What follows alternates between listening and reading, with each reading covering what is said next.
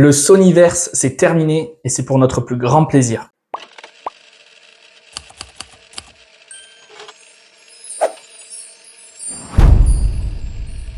Aujourd'hui, on va parler de Kraven, le chasseur, donc qui est sorti ce mercredi en salle. C'est un film réalisé par J.C. Chandor, avec dans le rôle titre Aaron Taylor Johnson. Il y a aussi Russell Crowe dans le film. Enfin bref, du beau monde. Et donc c'est un film que j'attendais avec beaucoup d'inquiétude parce que tout simplement ça fait partie du Sonyverse. Donc les films Venom, Morbius, Madame Web qui est sorti cette année aussi. Madame Web qui était une totale catastrophe. Peut-être un des pires films que j'ai vu cette année, mais mon top 10 arrive bientôt pour en reparler. Et donc jusqu'à présent, ce Sonyverse dans l'univers de Spider-Man, c'est échec sur échec. Pas forcément au box-office parce que les Venom ont rapporté énormément d'argent, mais au niveau critique, tous les films sont soit moyens, soit vraiment nuls. Ça se voit que c'est un univers qui a été vraiment fait pour le pognon et il n'y a aucune volonté de faire quelque chose de bon derrière. Ils choisissent toujours des réalisateurs assez soit inconnus, soit des yes man. Souvent, les films ont pas énormément de budget pour être maximum rentable après au box-office. Et donc, on a appris récemment que le Sonyverse était, en tout cas, en pause pour l'instant, avec ce dernier film, du coup, Kraven. Donc vraiment, c'est pas plus mal que ça s'arrête et qu'ils essaient de repartir peut-être sur de meilleures bases, qu'ils essaient d'en faire quelque chose de bien. Mais du coup, il nous reste ce dernier film à encaisser, peut-être. En tout cas, aujourd'hui, je suis là pour en parler. Donc, comme je le disais précédemment, mes attentes étaient plutôt basses au niveau, tout simplement que ça fait partie du Sonyverse. Mais par contre, la bande-annonce m'avait plutôt intrigué avec, du coup, un côté un peu sauvage, assez gore au personnage. Le film qui est déconseillé au moins de 17 ans, je crois, aux États-Unis. Donc, on se disait peut-être qu'ils vont tenter quelque chose, qui a un parti pris qui est mis en place dans le film. Donc, à la fois, je m'attends absolument à rien parce que ça fait partie du Sonyverse, et en même temps, j'espérais que ce film remonte un peu le niveau de tout ça. Et du coup, le résultat est que dans l'ensemble, oui, c'est mieux, mais c'est toujours pas ça.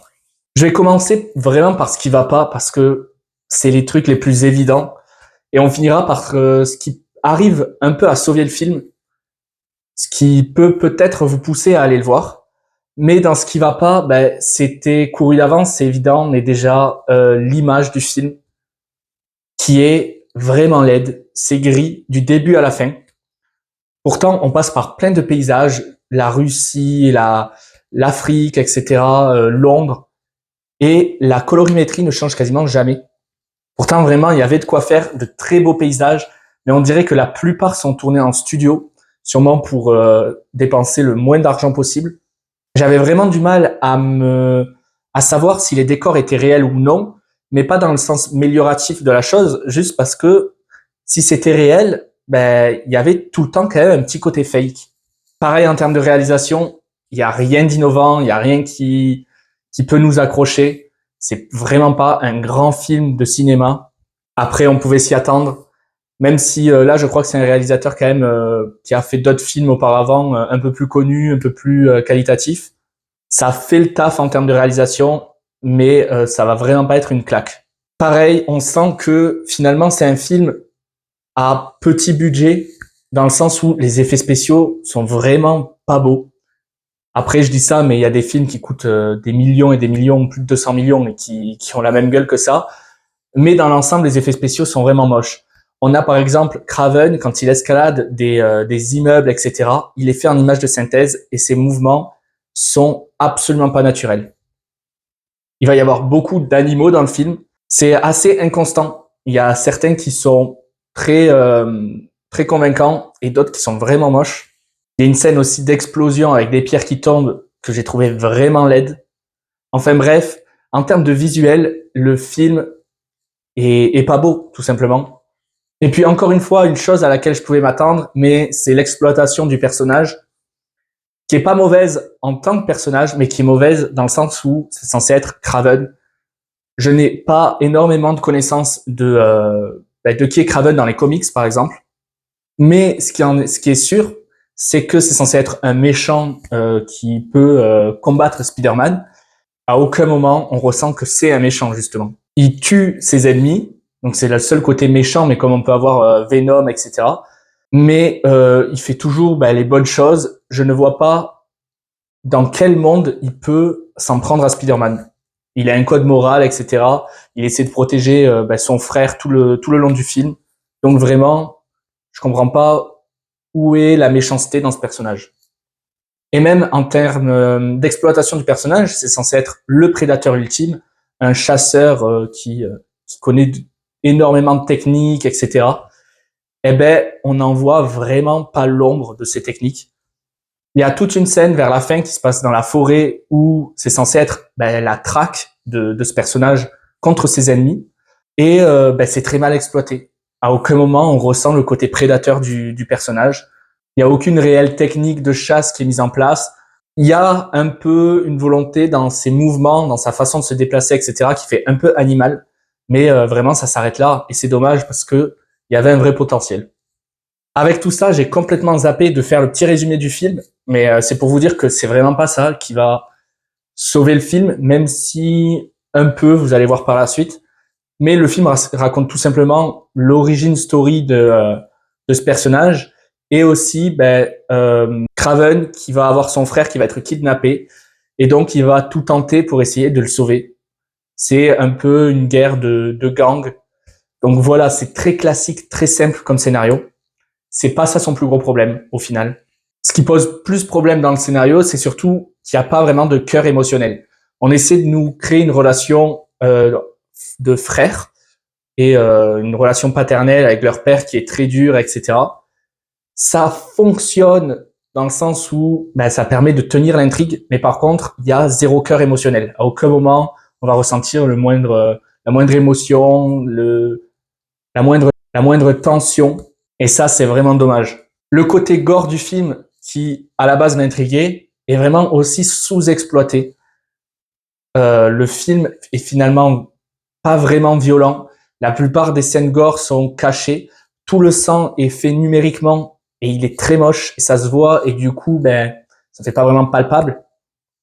C'est quand même plaisant d'avoir quelques gouttes de sang qui coulent quand un ennemi se fait trancher la gorge parce que c'est un truc qui m'énerve pas mal dans les films tout public quand justement il n'y a pas ce sang-là. Mais c'était quand même légèrement mensonger dans la communication.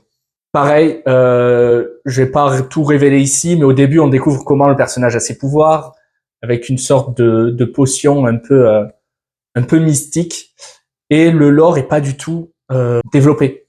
On nous cite plusieurs personnages un peu énigmatiques que je suppose que j'étais censé connaître des comics, mais du coup là, je ne les connais pas. On nous cite quelques trucs un peu mystiques, il y a quelques visions, mais il n'y a jamais de fin mot à cette histoire. Et donc, on a l'impression un peu que c'est du lore artificiel qui est jamais vraiment développé. Donc voilà, tout ça fait que c'est un film extrêmement moyen. Tout ça, c'était vraiment les côtés négatifs, donc qui sont assez nombreux et assez conséquents pendant le film. Mais finalement, les côtés positifs font que on oublie facilement tout ça.